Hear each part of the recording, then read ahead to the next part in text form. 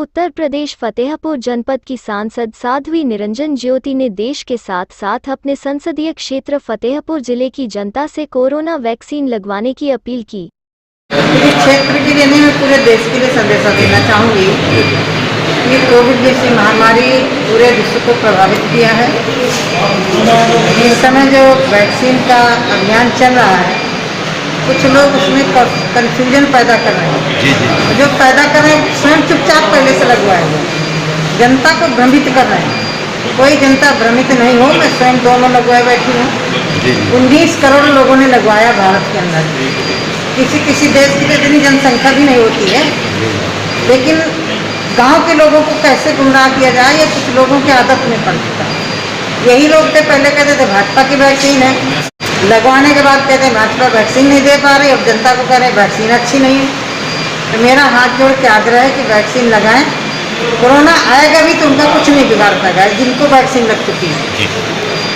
और दूसरा विषय है कि स्वच्छता का ध्यान रखें, बच्चों को बहुत ध्यान रखें। छोटे बच्चों को बहुत कोशिश करें कि बाहर ना निकालें, मास्क पहन के निकलें, हाथ धोएं और थोड़ा गाइड करके रखें, क्योंकि अभी बचने की आवश्यकता है। यद्यपि हमारा जिला आज और कह सकती हूँ, जिस तरह से सरकार ने, प्रशासन ने अभियान चला करके गाँव-गाँव टेस्टिंग का काम शुरू किया, उससे बहुत रोक लग गई और हमारे जिले में लगभग नगण्य है।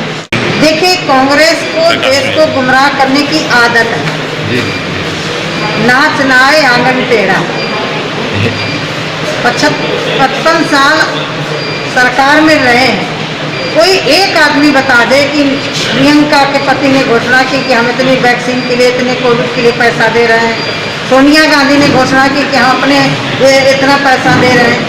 राजीव गांधी फाउंडेशन में पैसा चीन से ले सकते हैं, तो क्या आपत्ति के समय राजीव गांधी फाउंडेशन से देश के लिए पैसा नहीं निकाल सकते? राहुल गांधी रोज ट्वीट करते हैं, अरे एक बार ट्वीट करके दे देते कि 2-4-10 करोड़ हम दे रहे हैं कोविड के लिए, या कोविड सेंटर बना देते, या वैक्सीन का सेंटर बना देते। नहीं कहीं बनाते तो आकर रायबरेली में बना देते कम से कम ना। तो मायावती रोज ट्वीट करती हैं कि सरकार ने हॉस्पिटल की व्यवस्था नहीं की। अरे तुम 4 बार रही हो, तुम चारों बार अपनी मूर्तियाँ हाथी बनवाने में, पार्क बनवाने में लगी रही हो। ट्वीट करके क्या संदेशा देना चाहती?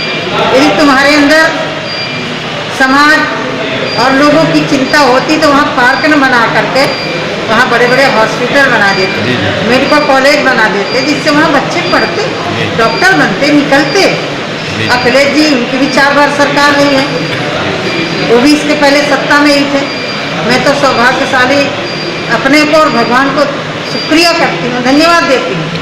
इस महामारी के समय ऐसे प्रधानमंत्री के हाथ में बागडोर है, इसका सेवा ही संकल्प है, सेवा ही समर्पण है। और ऐसे हमारे उत्तर प्रदेश के मुख्यमंत्री हैं, आपने देखा होगा कि जिस दिन से नेगेटिव उनकी रिपोर्ट आई, हर जिले में जाकर के कोविड सेंटर में, अस्पतालों में जाकर के बैठक कर रहे हैं, समीक्षा कर रहे हैं। अरे तुम भी तो मुख्यमंत्री रहे, तुम्हें भी तो जनता ने बनाया है, अभी नहीं हो तो जाना तो चाहिए ना, तो जनता के लिए काम करना चाहिए ना, नहीं कर रहे। मैं अपने जिले के लिए मैं तो इतना कहना चाहती हूँ, कल मुख्यमंत्री जी ने घोषणा की है आत्मनिर्भर, वैक्सीन निर्भर उत्तर प्रदेश, तो मैं भी कह रही हूँ कि वैक्सीन निर्भर फतेहपुर जिला। इसके लिए मैं लगी हूँ कि हमें किसी के सामने हाथ ना फैलाना पड़े। कोई इमरजेंसी आ जाए कि ऑक्सीजन की कमी है हमारे जिले में, तो ऑक्सीजन निर्भर हमारा फतेहपुर बने। माननीय मुख्यमंत्री जी ने पूरे प्रदेश को कहा है, मैं अपने फतेहपुर के लिए कह रही हूँ कि हम ऐसी व्यवस्था करेंगे कि हमें किसी के सामने ऑक्सीजन के लिए हाथ नहीं फैलाना पड़ेगा। हमारे जिले में इतनी व्यवस्था हम कर दे रहे हैं कि हमें फिर कहीं ज़रूरत नहीं पड़ेगी। और अभी इतनी मारामारी हुई ऑक्सीजन की, हमारे जिले में नहीं दिक्कत हुई, हमने उसको संभाल लिया। जहाँ ज़रूरत पड़ी प्राइवेट लोगों को जरूरत जिले में सिलेंडर दे। मेरा दायित्व देखिए, यदि संकट के समय हम नहीं खड़े होंगे, जनता के ऊपर जब संकट है तब हमारा दायित्व बनता है जनता की सेवा करना। सुख में हम नहीं पहुँचे, शादी में नहीं पहुँचे, बच्चा पैदा हुआ नहीं पहुँचे, लेकिन मेरा तो मानना यह है कि जब जनता के ऊपर या देश के ऊपर आपत्ति आए, उस समय जनप्रतिनिधियों को खड़ा होना चाहिए, और सत्ता में हो या न हो, सबका दायित्व बनता है। तो मैं तो इतना मानती हूँ कि मेरे जिला भी ईश्वर की कृपा से सुरक्षित है।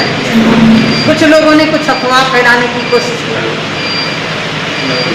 मैं इतना कहना चाहती हूँ, अरे सहयोग नहीं कर सकते तो कम से कम अफवाह तो मैं फैला दे देना।